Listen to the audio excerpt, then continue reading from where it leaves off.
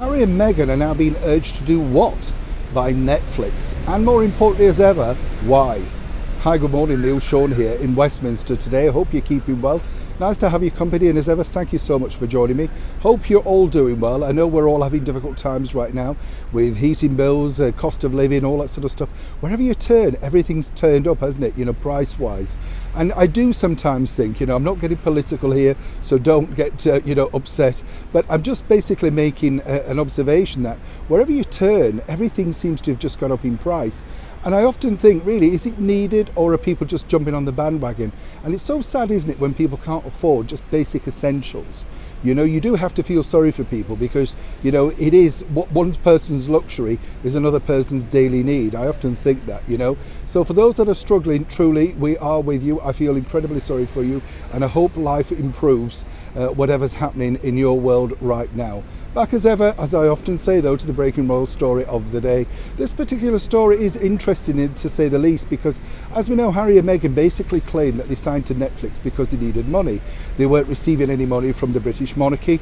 I don't really understand how a 30-plus-year-old man expects to receive money for doing nothing from a family that basically is a working monarchy, but obviously Prince Harry didn't understand that.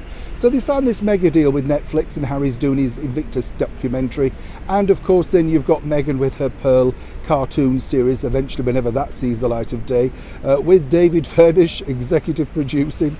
What can go wrong there, eh? And I think what's interesting is Netflix are really now thinking, well, actually, there has been some really bad PR of late, and what you're going to do to, counteract that. So more importantly, they're looking for them to do this. As you will have seen, many stars of the big Netflix productions have incredibly massive Instagram, Twitter, social media followers. Let me explain, if you're a bit like me and a bit of a dinosaur, A lot of actors get cast nowadays based on the fact that they have so many followers, because that production knows they'll start tweeting things or putting things online from the set, and hopefully that then turns into viewers. This is exactly what Netflix would like Harry and Meghan to do.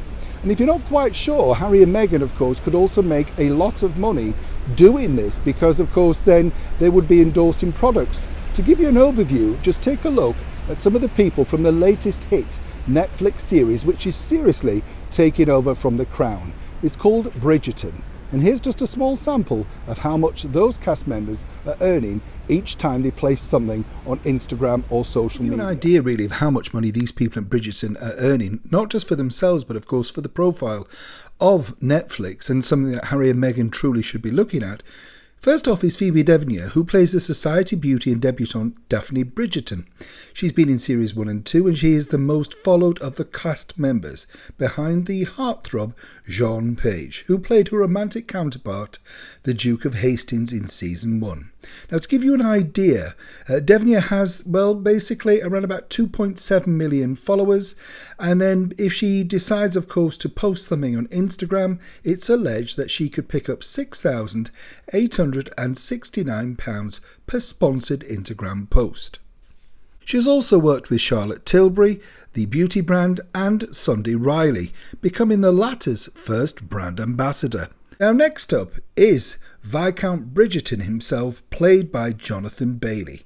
Now, Bailey, who has an impressive 1.2 million followers on Instagram platforms, comes in as the third highest paid star, with approximate earnings on Instagram allegedly of £3,038 per sponsored post.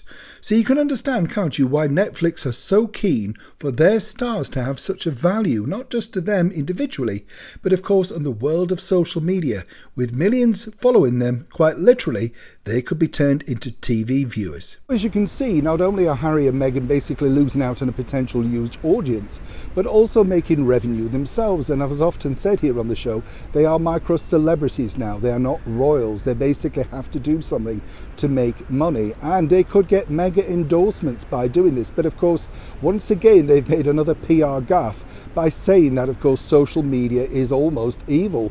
Given the fact that most of the people that are working for Netflix run their business through social media, and more importantly, make sure the audience watch their productions through social media, one would have thought that they could have possibly thought this through. But as ever, they're going to have a U-turn if they wish to keep Netflix on side, and more importantly gain the type of audiences that hit shows like Bridgerton are currently raking in. As ever, when I know more, you'll know more. Neil Sean in the very heart of London.